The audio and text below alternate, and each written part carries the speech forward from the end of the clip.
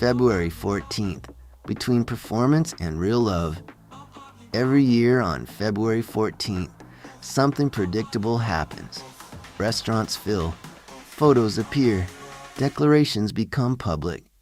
Some people propose, some people perform romance, some people feel pressure to prove something, and some of us simply make breakfast and forget what day it is. Weddings and quiet repositioning.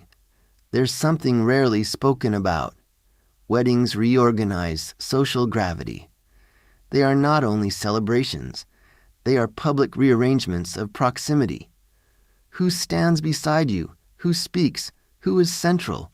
Who sits further back? I once had a best friend, a military buddy. We traveled together. We spent constant time together, the kind of closeness forged under pressure. He was the best man at my previous wedding. When he later married, I was not his best man. His fiancée preferred her brother in that role. I understood it logically. I attended. I sat in the friends and family row.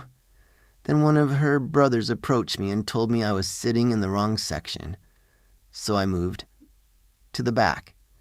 It was a small physical shift, but emotionally, it was a preview.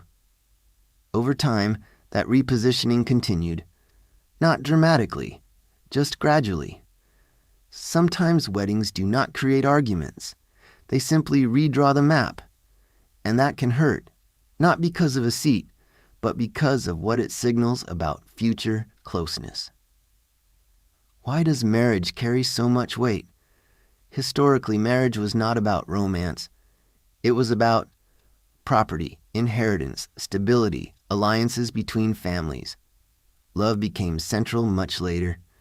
Today, marriage often carries identity, public validation, family expectation, legal structure, emotional symbolism. That is a lot of meaning concentrated in one ceremony. In some cultures, especially in parts of the United States, marriage can feel highly performative and identity-defining. In much of Europe, including Spain, it often feels more pragmatic. Long-term partnership without marriage is common. Civil partnerships exist.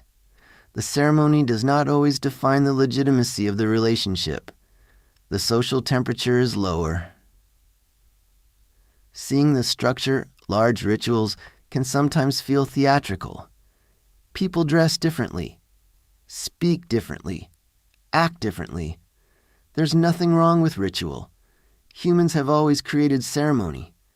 But some nervous systems, particularly autistic ones, notice structure very clearly. You see, who moves closer?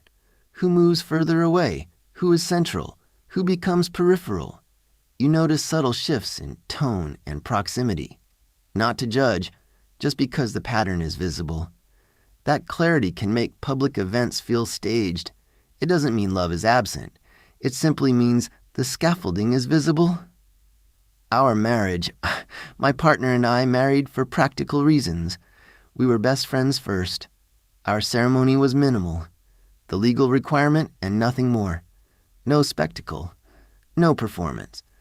We did not need a public display to validate what already existed. In a European context, that feels natural. Marriage can be administrative. It can be cultural. It can be deeply personal without being theatrical. Durable love, there is performative love. And there is durable love. Performative love needs witnesses. Durable love functions on an ordinary Tuesday morning. It does not spike for holidays. It does not collapse without applause. It does not require an audience. It simply continues.